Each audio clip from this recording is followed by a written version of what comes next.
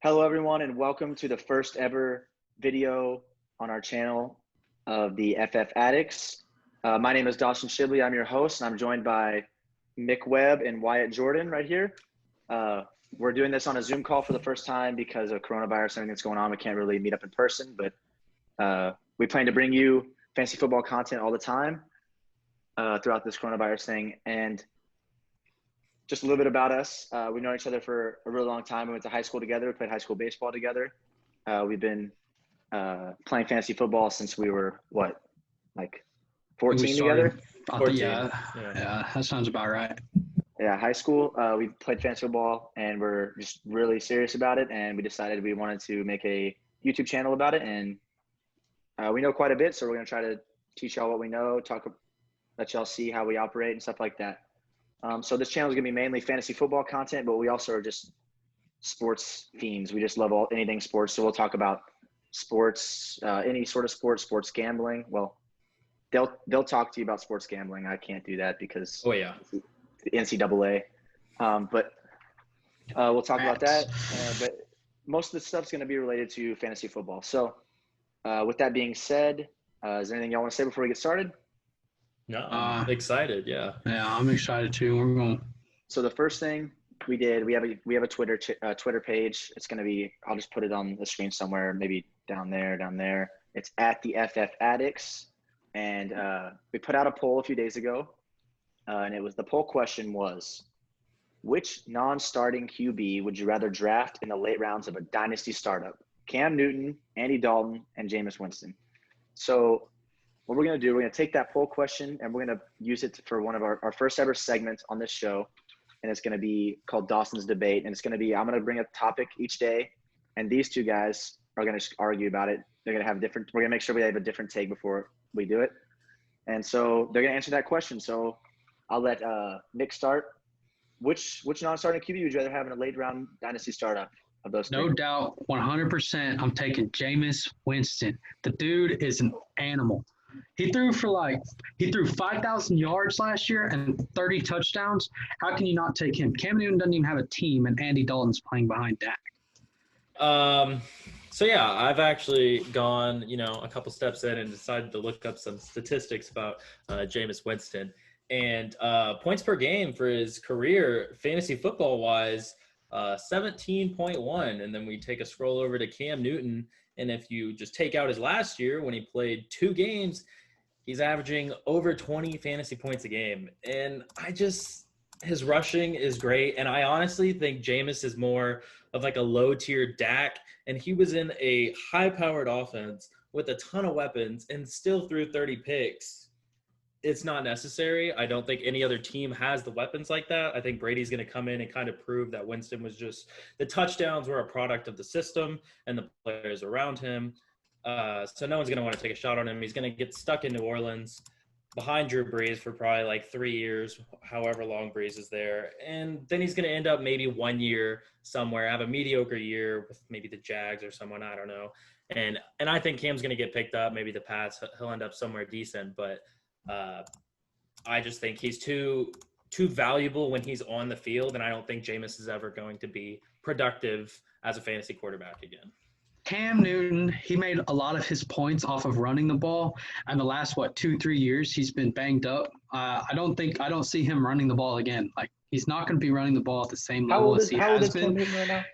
Cam Newton is, I don't know how 31, old he is. He's 31 years Cam old. Newton's 31, Jameis is 26. Yeah.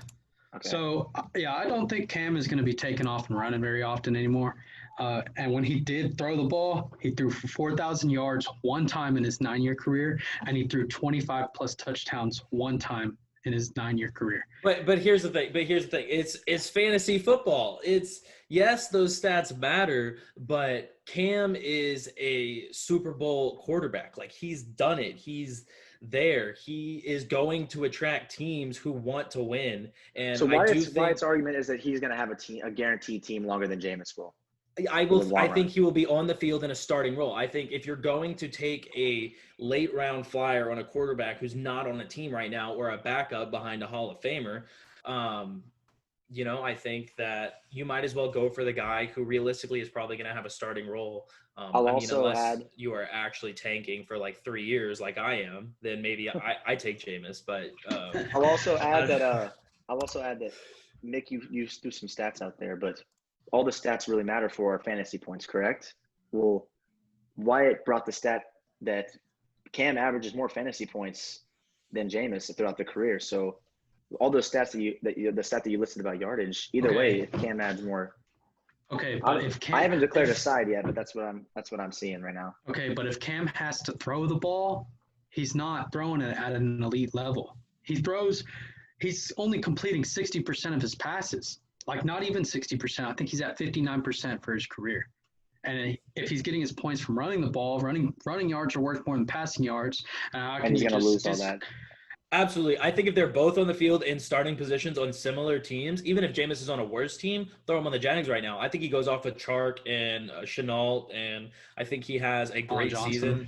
And yeah, I think he finishes well. He probably a top 10 QB for sure. I'm just basing my pick based off of the fact that I don't think Jameis is going to be in a starting role for 3 to 5 years. And even if he is, it's going to be for 1 or 2 years. He's going to be 29, 30, and then he's going to get filtered out by a young guy. That's just my opinion. I think so. You're going to take. I think you're both in agreement on the stats that Jameis is the better fantasy statistical quarterback, but you're disagreeing on the landing spot for either one of them. Jameis also last year. 32nd, so dead last in the league for starting quarterbacks in passes that are high probability intercepted passes. Dead last. I saw that stat. I rode that man to a championship last year in our redraft league. So he regardless of what you think, he does put up numbers. Championship quarterback. So have y'all both finished your arguments? What you think? I'm gonna make a bold. Or do you got anything else? You got anything else before? Yeah, I don't really have anything else. I think if I had to compare Jameis to someone, it's definitely Dak. I just think he's doesn't have the running game quite as there, and he just throws way too many picks. But I think they're very similar in the fact that Dak is not a guy who is going to win you a Super Bowl. And I think for that reason, he's unattractive. And I am aware that this is fantasy football, but I think because Jameis doesn't have that starting role right now, and he's not that type of quarterback, I think he's not going to find a team. Right. Cam's gonna find a team as soon as they can get a physical. He just can't get a physical right now because no one is meeting because of coronavirus. Jared Stidham is tearing his ACL week 1. Oh, you can't. Cam Newton's getting signed. You can't even say that. Okay, it's gonna be brutal. All right, guys, you ready to hear?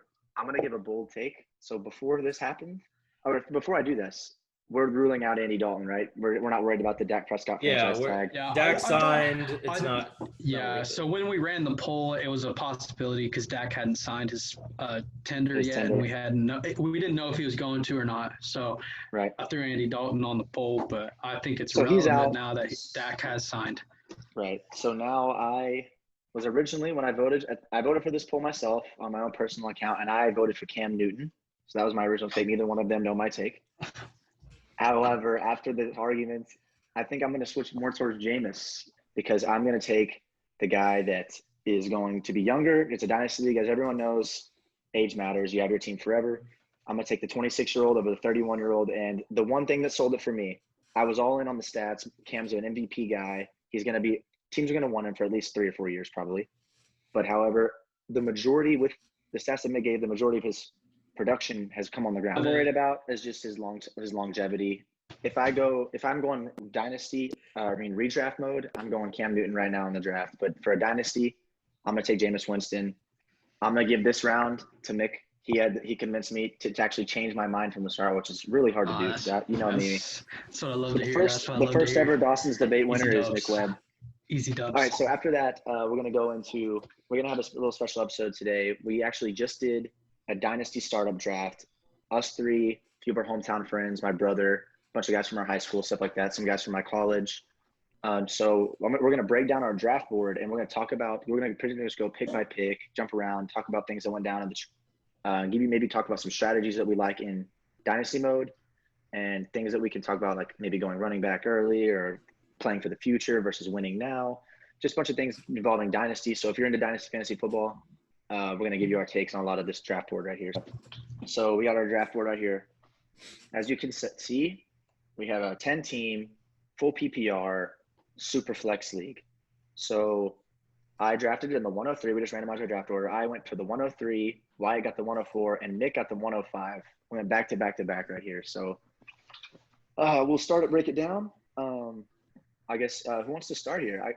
I would just like to preface, it says 90 seconds per pick in the top, and that was changed at the end in the final rounds. This was a 7-8 hour draft or something like that, where we just, we started grinded it out as opposed to doing it every day. So it's 32 rounds. Mental errors definitely set in towards the middle and late rounds, and for some of us, definitely not me in the first round or second round.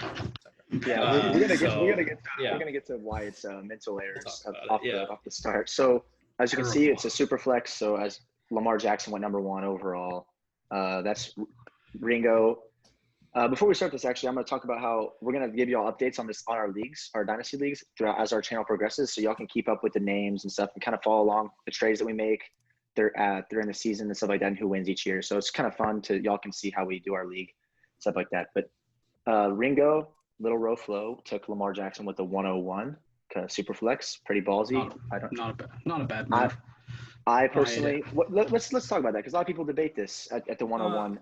Take a running back versus quarterback and a super flex and stuff like that. So what do y'all's take on this? I'm cool with Lamar Jackson, but the only thing I see a problem with is Lamar Jackson, Pat Mahomes. I think that if you're thinking Lamar Jackson's going to be healthy, then yes, Lamar Jackson 101 all day of the week, every day of the week, and twice on Sunday. But he runs a lot. He's not very big.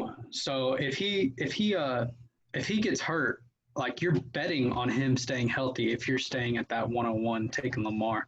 So right. I would have personally gone Patrick Mahomes there, but I have no problem taking a quarterback in the first round in a dynasty startup. You're going to have Pat Mahomes and Lamar Jackson for like 10, 15 years probably. In a super flex, a quarterback is a big deal, especially because they last for so long. I totally agree. I would have switched Mahomes and Lamar easily. Mm-hmm. I think Mahomes is just a better quarterback. And I agree. I definitely would have gone Mahomes over Jackson, but I totally understand it with Lamar's last season. After that, dude, you can't. Ringo was competitive in our redraft just because he had Lamar Jackson. Literally, putting up 35 points a week. Like, it's insane. For whatever reason, if you want to take Lamar, for whatever reason, he's an animal. He could be, Vic times 10 for the next, 10 years, whatever. Right. You can't assume someone's going to get hurt. You can't draft your team like that. You can draft off of prior injuries, but you can't draft on, trying to predict injuries. You'll pull your hair out. Have no problem with Lamar at the 101. I'm glad Mahomes fell to the 104. And I think in most rankings, you do see CMC, Saquon, Lamar, and Mahomes in the top 4 pretty much right there, especially in a super flex. Yeah. For sure. And then, so after him, we got McCaffrey. That's an obvious take. Everyone knows. Easy. We can skip over that. So I came up at the 103. And let me just talk to you about my strategy really fast. As you can tell, I am a big running back early guy. I believe that at least this year, the running back is the most important part of your team. There's a big drop off after the top 3 or 4 running backs. So I, of course, locked up Saquon. And then Wyatt came up with Mahomes. What was your thinking on that pick? We kind of touched on quarterbacks already, but. Yeah, just real quick. Mahomes is an animal, and I think he is. Again, you can't predict injury, but I think Mahomes, despite having the slight injury last year, he still came back, produced like an animal. He's safe. I think he's going to be, the next go. Then with Andy Reid there, it's going to be a high-powered offense. I think he's there for 10 years plus. He's going to anchor your team for the next 10, 15 years. And I'm totally okay with that. Yeah. So, Mick, you came up. You're a big let's talk about your strategy here. I'm a huge trade out of your spot. As you can see right here, Nick traded this pick away. So I had the 105. I traded it back to DK Shibley, Dawson's brother. And I forget what I picked up, but I picked up some good stuff down there. I picked up, I believe I picked up the 5, a few first. Yeah, I picked up a few in the yeah. So I traded back. I thought it was worth it. At the time, I don't think Dalvin Cook had mentioned his holdout yet. Right. Yeah. But I wasn't high on Dalvin Cook. He still has last year was his first year. He was healthy, and I think he still got hurt at the end of the year. Yeah. So I wasn't high on Dalvin Cook. But you had a plan trading back. You definitely had a plan, because that is what destroyed my whole draft. Yeah. Yeah. So we'll get to that part. So Mick yeah. traded back out of the 5, gave up Dalvin Yeah. Cook to get to the 109. Okay. And then so then I came back up at the 109, and I was like, Alvin Kamara is the best guy on the board. Enter the strategy win now mode. What I ended up doing here is, as you can see on the draft board, I traded my entire life away, including my future wife, to Mick to take the 109 right here to lock up my running back 2 in the first round, Alvin Kamara. So I started off Saquon and Alvin, and I gave up just an absolutely absurd amount of future picks. And what else did I give up? I think I gave up I think I got the second round, but I ended up trading that one too. Yeah, so I gave up like my 2 and then some like my 2 and my 9 plus like 3 future picks just for that one pick, so I could lock up my 2 running backs. Not just 3 future picks, like 3 first rounders or something crazy. Like 2 firsts and a second or something like that. I am loaded. I am loaded for the future. And so after that, we saw a run of Devontae Adams, Nick Chubb. My brother went Derrick Henry, Tyreek Hill, Josh Jacobs, Joe Mixon. So what do y'all think about Jack Glover's start right there? Running back, Zeke, Joe Mixon. What do y'all like? What do y'all think about that? I mean, I'm not a huge lover of Joe Mixon either. I mean, I disagree. I mean, I looked at his numbers. I don't have them pulled up or anything like that, but there wasn't very many games he just popped off. And if I'm taking somebody in our second round, I need more than 2 games that he just pops off. Josh Jacobs had those games. Derrick Henry was a monster. Nick Chubb had those games. So I was like, nah, I don't love him. But right. I mean, I don't see anybody behind Joe Mixon. To be honest. I would have traded out personally. So what Mick ended up doing at the next pick is what kind of screwed Wyatt's draft and his future in the league for pretty much the rest of our lives, because Mick took Clyde Edwards-Helaire right here, and this was exactly what Wyatt wanted, was Clyde Edwards-Helaire. So Mick took Clyde. Give us a little rundown on Clyde right now, Mick. So I like Clyde because he's the first running back since Shady McCoy that Andy Reid has drafted. And I don't know if you remember Shady McCoy primetime, but the dude was a monster. Right.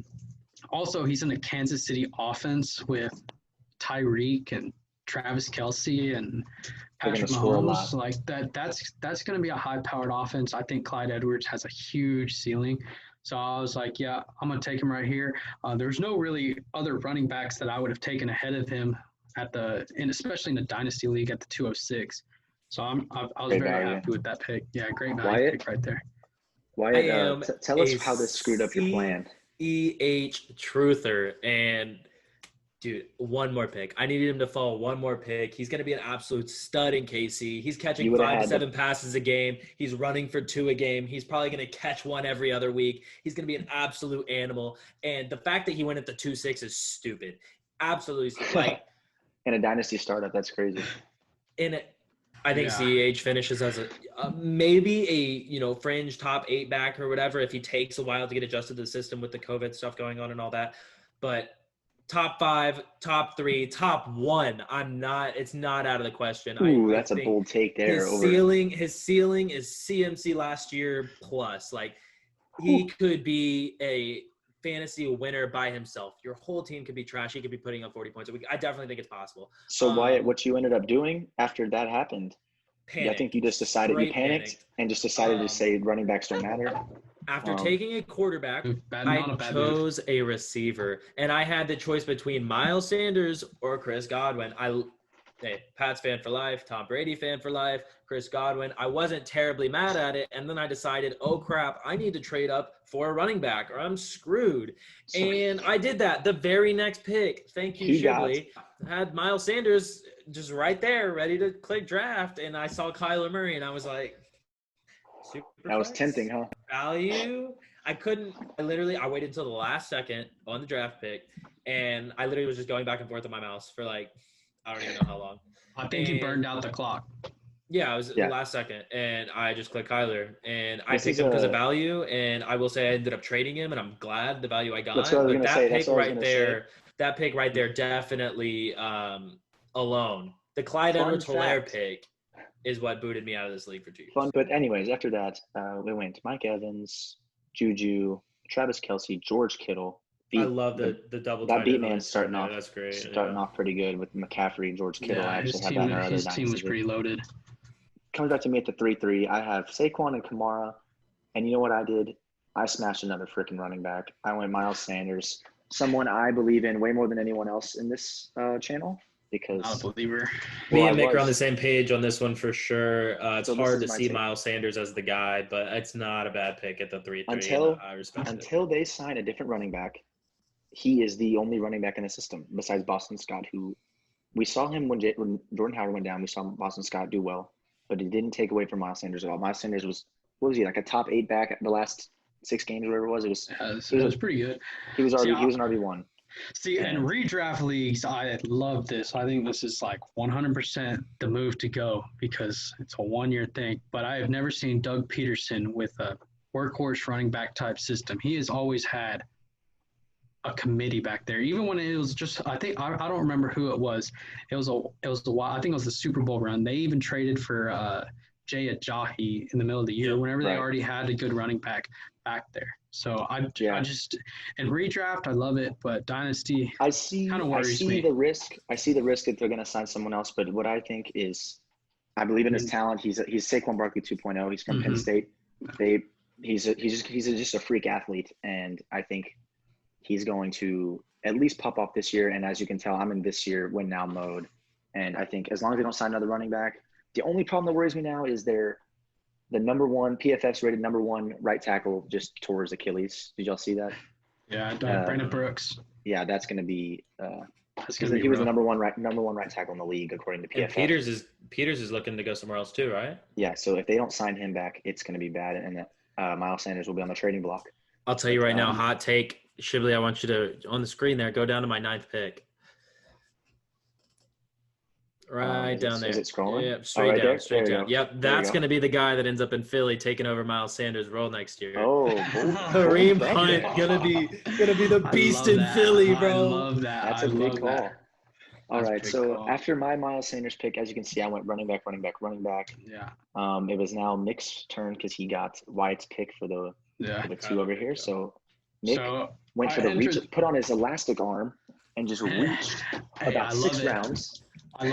I love it, and I don't regret it, not one bit. So basically, I entered the 3rd round with 1 player on my roster, being Clyde, and I saw Ridley there, and I was like, man, he's gonna pop off because once Mohamed Sanu got traded last year, the dude was a monster, and honestly, if I'm gonna reach, I'm cool with that as long as I think that next year in redraft leagues, Calvin Ridley could be the back of the 1st round or beginning of the 2nd round. And if I have to reach 1 year for that, that's fine with me. I'll take him. They'll take him, especially in the Dynasty League where I get to keep him for a long-term period. I 100% agree with your take on Calvin Ridley. I was actually, I think we were all in one call together when you picked it. Were we in one call yet? And I got really mad.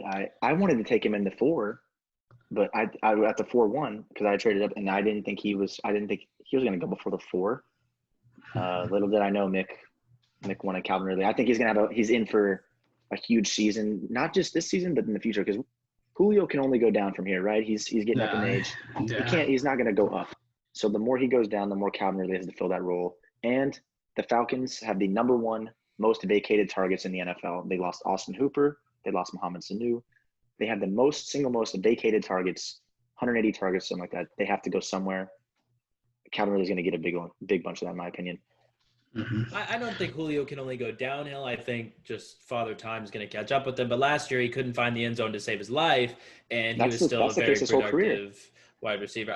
I think this year the Ridley breakout starts to happen. I think he starts to take over. You see him some key 3rd and longs or whatever. You don't see it go to Julio. You see it go to Ridley because he's got the wheels. He's a young guy, but I think that Julio is going right where he needs to be, considering he is old. But I think he'll definitely be probably a league winner this year. I think he's this year. But this is Dynasty, and Calvin will definitely take that role for sure. So after that, Nick had back to back.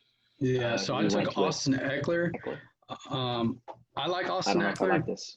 I like Austin Eckler because I think he was RB1 until Melvin Gordon came back. And even when Melvin Gordon came, RB2 from when until Melvin Gordon came back. And once he came back, man, they just moved him in the slot. He was still on the field the same amount of time. I looked at his snap share. I think he was at about 60% the entire season, even when Melvin Gordon came back. So I don't hate it. I like it. He was RB2 to start the season. And then he didn't even fall off that far when Melvin Gordon came back because he was still in the slot. Yeah. Let me ask you this, Mick. Are you at all worried? So Austin Eckler finished with, I think, 600 rushing yards last season, but like a ton of receiving yards. Are you worried that he doesn't have dump off God Phillip Rivers there to throw him the ball now? No, because he has dump off God Tyrod Taylor. Tyrod Taylor's a mobile quarterback, though. I mean, more mobile than Phillip Rivers. He's gonna. Tyrod Taylor is a tough one to nail down as far as mobile quarterbacks usually don't target their running backs. It's just a fact. Like exactly. Sean doesn't do it. Lamar doesn't do it. But Tyrod is special in the fact that he does jump off to his running backs more than a mobile quarterback usually does. I don't think he'll do it at a Phillip Rivers pace, but if I had to guess, I'd say Herbert comes in and he sees Eckler as an easy check down when he gets overwhelmed. I think he'll be fine. I think Eckler's a great pick this year. I think you just have to ride it out until Herbert gets there. Yeah, the other thing is, like, who else would I have taken? Aaron Jones, who's on his last year of a deal, and the Packers just drafted another running back in the second round. Kenyon Drake, I mean, he had one good season, one good half of a season. Jonathan Taylor, what am I going to do? Jonathan Taylor is going to be – he's not a starter yet. That's true. Also, the other thing is running backs hold out every time they come into their contract year. Austin Eckler already got his deal. He does have the money bag. I think they're gonna run him into the ground while they're paying him all that much money. I think it's a safe pick, top 12 running back for sure. Mm-hmm. All right. So after that, we went and saw some more running backs go off. Aaron Jones, Kenyon Drake, Jonathan Taylor, Dak Prescott, Amari Cooper, and then here comes me, traded up. I'm freaking out at this point because Calvin Ridley went off the board, and that was my plan, was to go running back, get Calvin Ridley. And I realized I don't have my fourth pick anymore because I traded it away. So I'm like, I have to get up in the fourth round to get a receiver. And so I traded up and got DJ Moore, who I think with Teddy Bridgewater there, y'all all saw what Michael Thomas did with Teddy Bridgewater.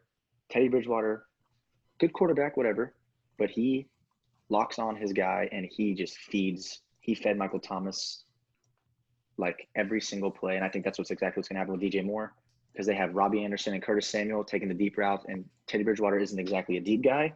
He's going to be hitting across the middle. DJ Moore, I think he's going to finish upwards of wide receiver 1. I think he's going to finish maybe wide receiver 8 is definitely the known possibilities for him. What do you think about that? Love DJ Moore. I love DJ Moore too, but I don't think it's fair to compare him to Michael Thomas with Bridgewater, because DJ Moore is only 5'11", Michael Thomas is 6'3". I don't think that's a fair comparison. But he's still the wide receiver 1. Yeah, I still think he's going to be a monster. I've had DJ Moore since he was a rookie on all my other redraft leagues, and I love it every year. I just think he's the best receiver on that roster talent-wise, and I think he's going to be open, and Teddy Bridgewater is going to feed him. I think he's also very versatile. They're going to find a way to work him into the offense every chance they get. You're going to let him make a play with his athletic ability. Great pick overall. He's going to be a top 10 receiver probably. So that made me – I had Saquon, Kamara, Sanders, and then puts DJ Moore as my first wide receiver. Then we saw Josh Allen. Josh Allen going before Russell Wilson is an absolute crime. I'll say that. If you're watching this, don't do that. Josh Allen going before Deshaun Watson and Russell Wilson is an absolute crime. I don't agree. I don't agree with the Deshaun take. I don't think Deshaun will be as good.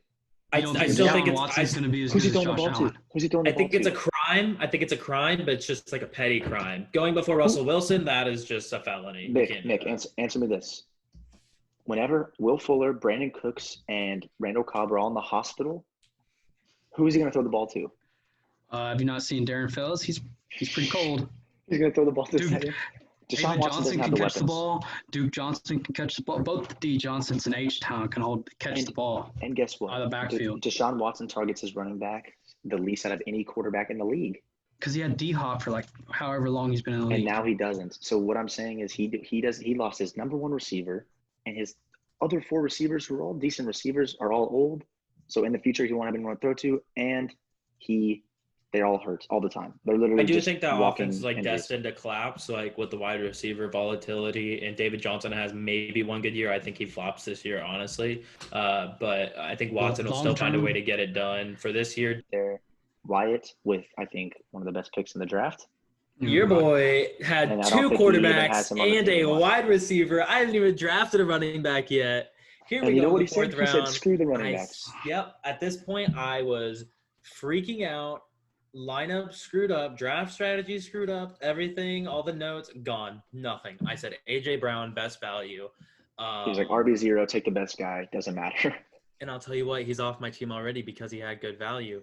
That's whose But team he's on. I don't hate it. I honestly love the pick. That's all I got to say. All right. And then I after love me, AJ Brown too. Yeah, I think we're all in agreement. AJ Brown and DJ Moore are going to be good picks for the future. I do remember, during the draft, I do remember trying to trade to that 407 spot and Wyatt wouldn't do it because I wanted to trade there to take Mark Andrews, and right after Wyatt's pick, Mark Andrews goes came off the board. And after Mark Andrews goes Cooper Kupp, Leonard Fournette, Joe Burrow, which let's talk about that for a second. Joe Burrow at the 5-1, I'm not a fan of. I'm not a fan of either. Yeah, so Joe Burrow, I don't hate it. I think it's early. I think you get a guy like Matty Ice for 3 or 4 years who can definitely produce. I like him in redraft. I like him in redraft late. I like Joe Burrow in the 7th, maybe 8th, and then Superflex. I don't take Joe Burrow above Daniel Jones or Baker Mayfield in Dynasty.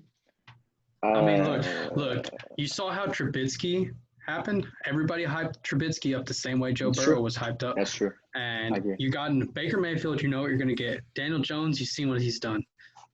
I mean, I'm not taking Joe Burrow ahead of those two. I personally think Joe Burrow's a bust, but I think if that offense gets rolling with Mixon, Boyd, AJ Green, I think he's going to be irrelevant, but he might be a factor in the field in the red zone. T. Higgins comes in. He does have solid weapons. Tyler Boyd, AJ Green. He has the recipe for success, and they're going to be down a lot. Yeah, I think they can string together, a 4-12 season where he's just got a ton of passing. The only problem is he has to wear that Bengals helmet, and that's just a curse. Yeah, hopefully that O-line can stay healthy for him. All right, after him was Le'Veon. I come up. I have 0 quarterbacks at this point. I'm freaking out once again because I'm like, oh my God, there's been 10 quarterbacks off the board, and I don't have one yet. And this is a Dynasty Superflex. We all know quarterbacks are somewhat important because you start 2 of them. So I went with win now mode once again. Matt Ryan. He probably only has what? Who told you to take Matt Ryan? I think Wyatt. I was debating. Who was I debating between?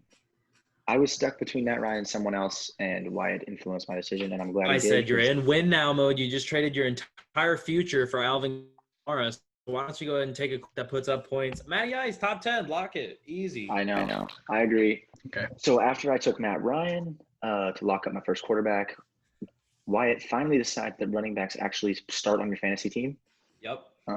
And he took J.K. Dobbins, and we're rolling with the win, not now, but in the future. So we picked J.K. Dobbins, who is in the number 1 running offense in the league, and they always will be. They're a smash mouth team. John Harbaugh is an absolute animal. Next year, honestly, I think within 3 or 4 weeks, J.K. Dobbins comes in. Mark Ingram's on his last leg, right? At the last year of his contract. At the worst, you're drafting J.K. Dobbins for a top 7 running back next year. I think possibly more.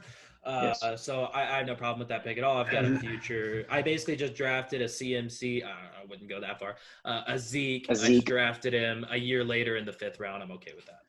Yeah, there's also not another running back on the board still that I would take over J.K. Dobbins. There's a huge drop off after.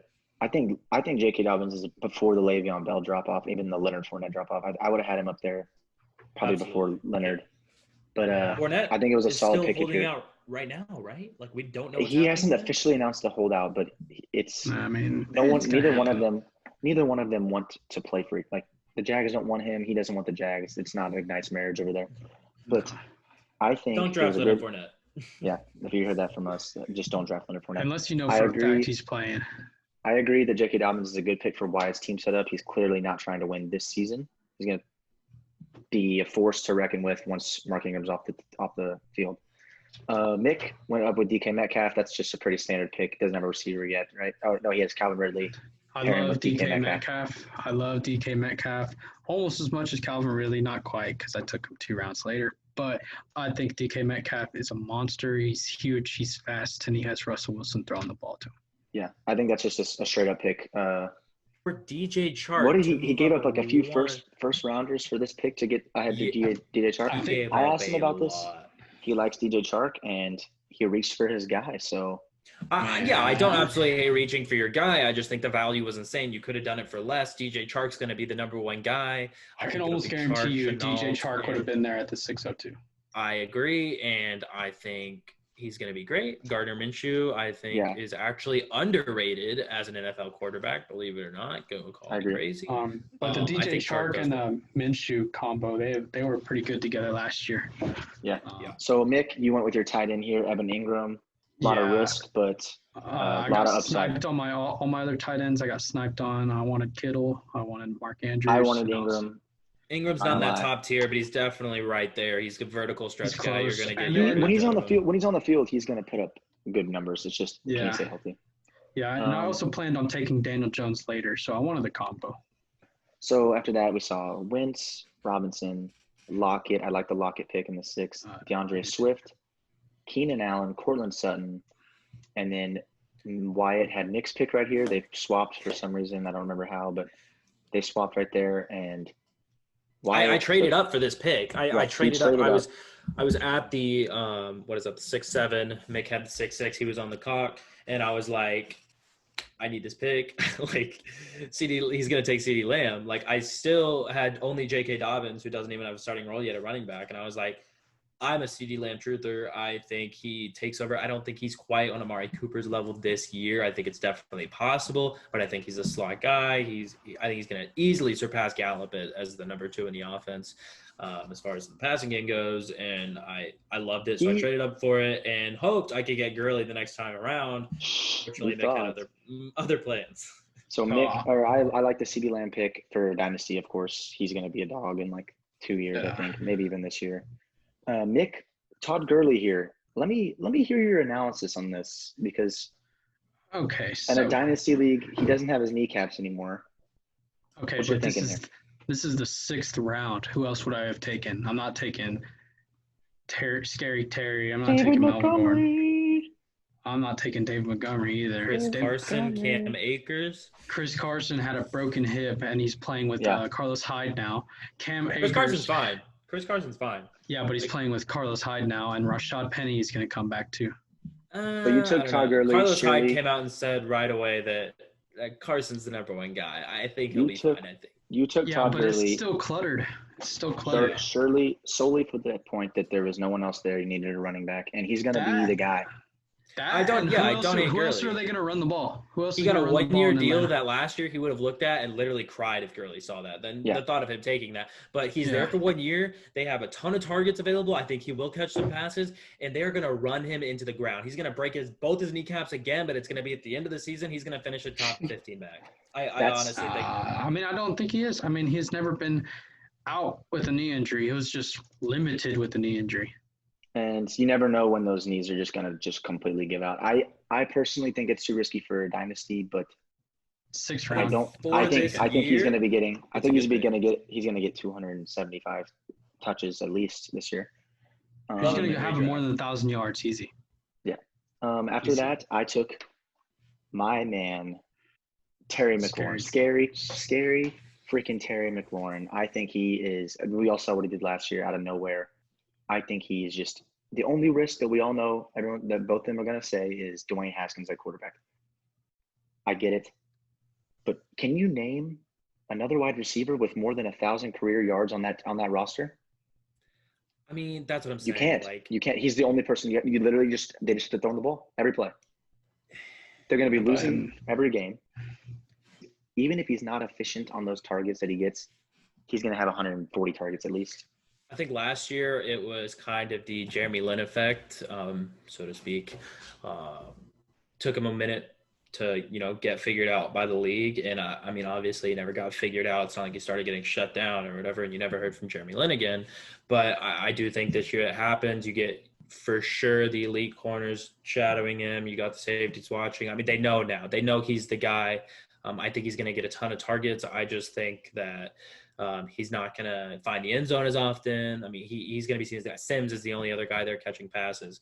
Right. And I think That's what I'm saying obviously, is that again, Haskins is a liability. Yeah, I mean, you can say they could throw the ball at him 20 times a game. I think he's going to catch 7 of them. If he catches 9 of them, that's what I'm saying though. If he catches 9 of them, 9 for 85, it's not a very efficient day. But if he gets 20 targets, but he goes 9 for 85, that's 17 points, not even counting a touchdown.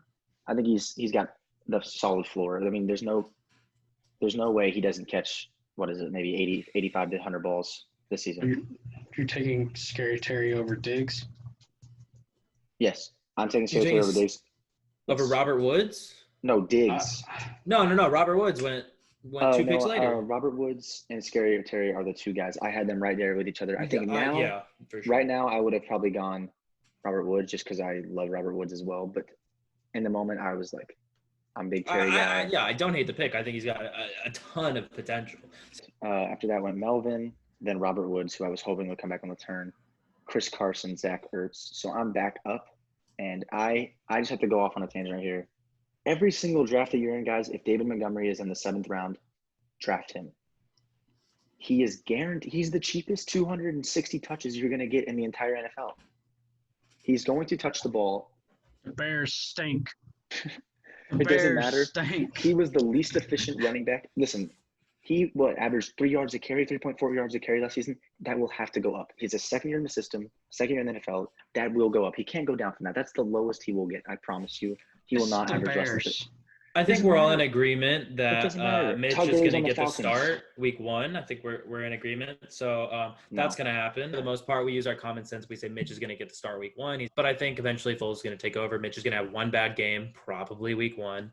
And Foles is going to come in and, they're just two different guys. And I think Montgomery is going to struggle for the first few weeks making that transition. And I think eventually Foles is a guy who can hand the ball off and knows how to do it well. He's won a Super Bowl. He knows what he's doing with the run game. So I think Montgomery will develop. He'll be a decent enough offensive manager. He'll manage the offense well enough to get David Montgomery the ball. He's going to give you 10 to 15 points a week. That's what you need in the 7th round. As my RB4. Yeah, I'll take it.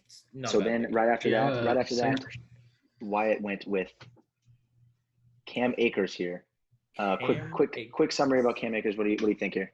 You like it? Cam Akers, they said, coach speak, it's going to be a crowded backfield. They're going to use all the veterans, whatever. No, I think he's going to get 70% of the workload off the bat. Then he's going to eventually work into being a workhorse guy. That's what's going to happen. That's what you can do with running backs. So I see him as a 10 to 15 point guy until he totally takes over. And then possibly he's around that 20 a week, maybe in a year or so. Once again, Wyatt went with the long-term play for this team. In 2 years, Wyatt's running backs will be running back 2 and running back 5. And CeeDee Lamb's going to be a top 5 wide receiver next year. So you can tell his strategy was playing for the long term. So after Cam Akers went Stephon Diggs, we can touch on that, I guess, if you really want to talk about. I mean, I like Diggs because pick. Oh my goodness, shut up, bro. Diggs is a monster, bro. Did you see how many times he went off? Josh Allen, all he has to do, Josh Allen just has to spend 5 minutes a day working on the deep ball, and we got Diggs all day long. I love Josh Allen, the worst deep ball thrower in the NFL, with the guy who's literally the only way he scores points is on a deep ball. You do the math. I'll take it. Hey, look, he just has to hit on one a game. That's it. That's not a personal feeling for Dawson that, Allen is the worst. No, that's factual. That's statistical. He's the worst deep ball thrower in the NFL. The worst statistical the worst. There are several backups that throw the deep ball better than this man. Teddy Bridgewater. Hey, look, I'm not saying that he's gonna. You're acting like he's gonna throw 0% on this deep ball. Diggs is catching 2 touchdown passes this year. 2. That's a bold take. Should we put that on the first bet board of the season? If we have to come up with some sort of punishment for every bet. I got him on the A+, bro. I got him A+. I think that Stephon Diggs is way too boomer bust for me, for my liking. And combine that with the volatility of a young quarterback who can't throw the ball deep. I just don't even know when I'm going to start him. Okay, but he's going to put up a 0 3 weeks in a row and then put up a 40. Also, who else would I take? Who else am I going to take? Thielen? Adam Thielen. Why? He was banged up. All last year with the hammy. Hammies don't go away. I'm not going to talk up Adam Thielen right now because I'm trying to get him from Wyatt, so in a different league. So Oh my I'm not going to talk him Okay, up. so I'm not taking Thielen over Diggs. I'm not taking Debo over Diggs. I'm not taking Devontae Parker, Tyler Boyd, How about Jerry this? Jeudy, Will Fuller, or Ruggs. After Diggs went Eat my Thielen, words, buddy. Thielen, Waller, Singletary, Debo, R.I.P., James Conner, and then I come back up with a pick I traded up for earlier in the draft. I had the 8-1. I just had to get another quarterback. I combined Matt Ryan's age with Baker Mayfield's youth. And so I have a young guy, an old guy, and I know Baker Mayfield has to have a better season than last year, guys, right? We got rid of Freddie Kitchens, another year with Odell, another year with Landry. They add Austin Hooper to the mix, Kareem Hunt for all 16 games. His offense just is better this year. There's no disputing that. He has to do better than last year. He'll do better than last year. I don't think it's a great year. I think they struggle again. Top 15. I'll take that. I'll take that in the 8th round. And to be fair, I drafted him knowing who I was going to take with the 8-8, Matthew Stafford, who I love. But we'll get to that when it comes. Devontae Parker, Hunter Henry, Tyler Boyd, David Johnson. I love David Johnson as well. I love both of those, Tyler Boyd and David Johnson. 8th round, you're shooting for upside at this point. Okay, so Tyler Boyd is no scratch. He's been a top 20 receiver the last 2 years. Was he the one that his splits were better with AJ Green in the game? Yeah. Yeah. So I guess I do like Tyler Boyd. I mean, they add what Higgins to the offense. Yeah. So okay. I like David Johnson as well. The Texans have no other option but to run him through the ground. But I think if you're taking David Johnson, you have to pick up Duke Johnson. Like you can't just have one without the other, especially in a redraft. But I like David Johnson. They have no other option but to give him 25 touches. At this point, for his team, it's his RB4 in the 8th round. I don't hate it for a depth. Yeah, I don't hate it either. He's a sell high candidate for sure. After that went Tua. And then Wyatt came up with Jerry Jeudy. Pretty self-explanatory. Another young receiver who's going to pop off in the future. I mean, Jerry Jeudy, animal wide receiver. Bama produces them. I myself went to Bama for a year. Love watching Jerry Jeudy. I think he's going to be a guy for Drew Lock. Also love Drew Lock. I love the whole Broncos team this year. I think he's the guy. They're going to get him the ball. I know. There's too many weapons, too many mouths to feed. Too many mouths to feed for young Drew Lock.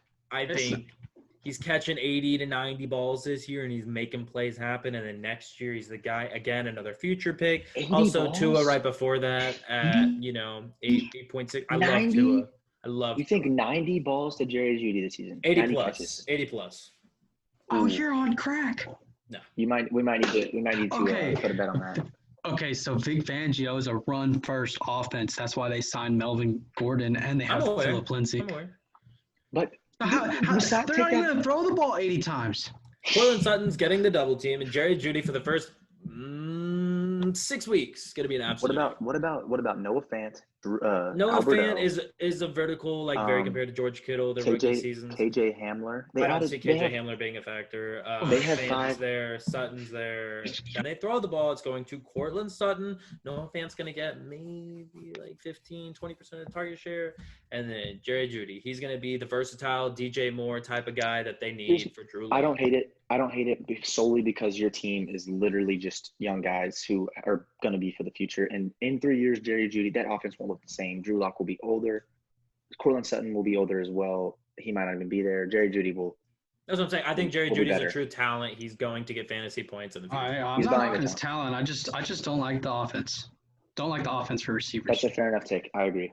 After that, I took QB1 this year, Matthew Stafford. He is going to – last year before he got injured, he was on pace to win the MVP. I think he was QB2 at the time.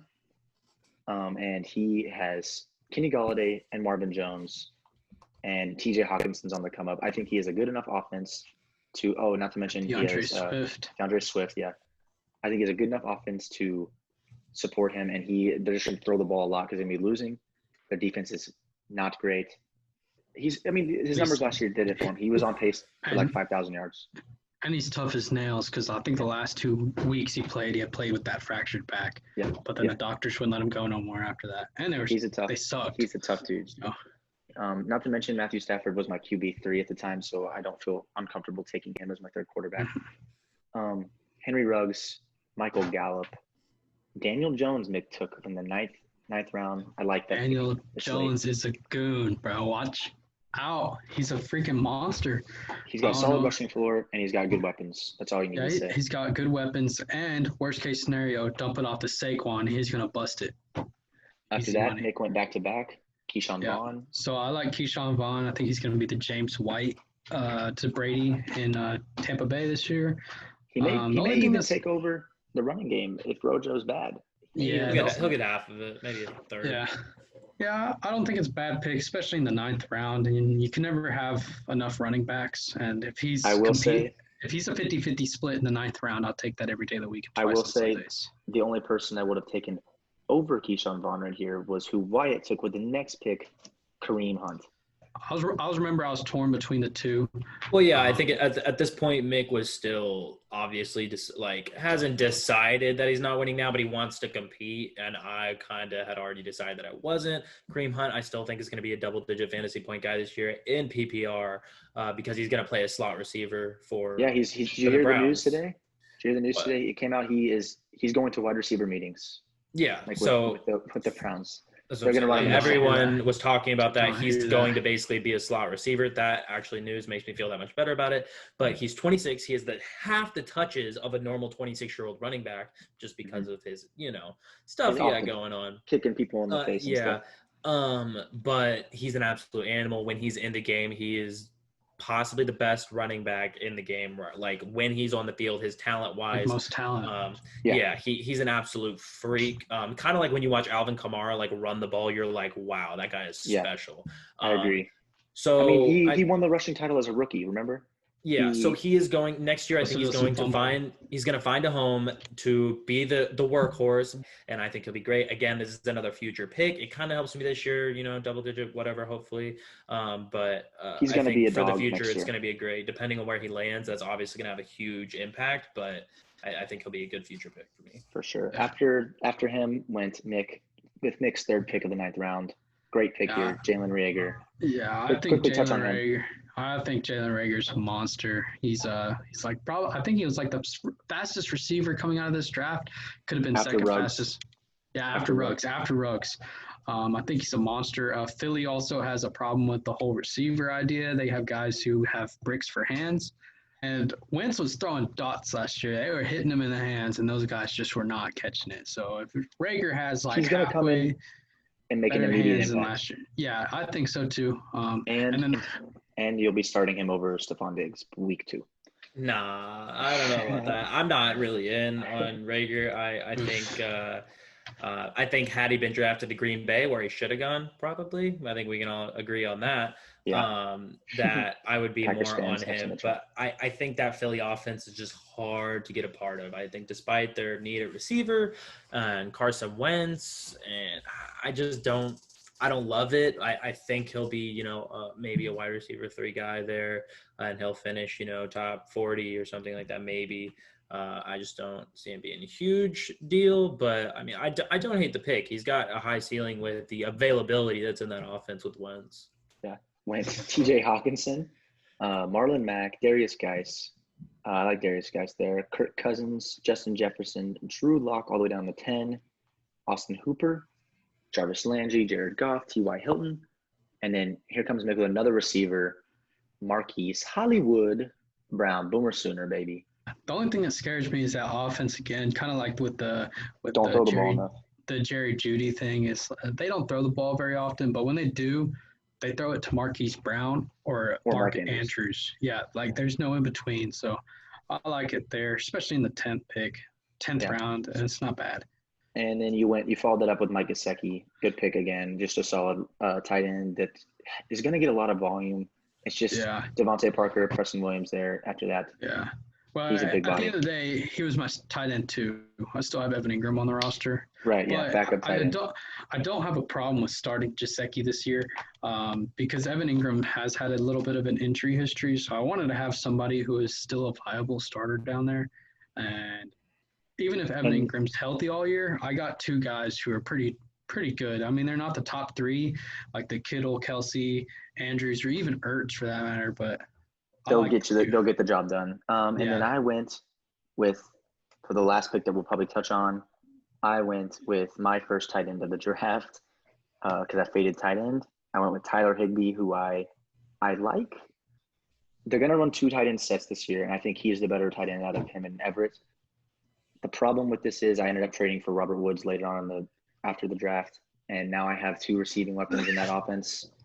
I'm probably trying to deal Higbee because I'd rather have Woods.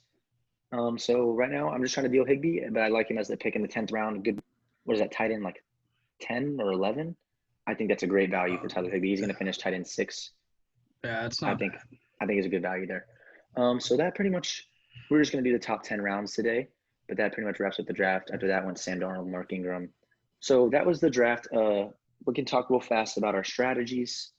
So as you can see, we kind of already touched on it, but as you can see, I went big running back early, and I went win now, which for me, I'm not a very patient guy. And so I went win now, and I think running backs early is the best way to do that. I do have some youth, like with Saquon and Kamara and Sanders. They're not old guys, but I need to win now in the next 1 to 3 years.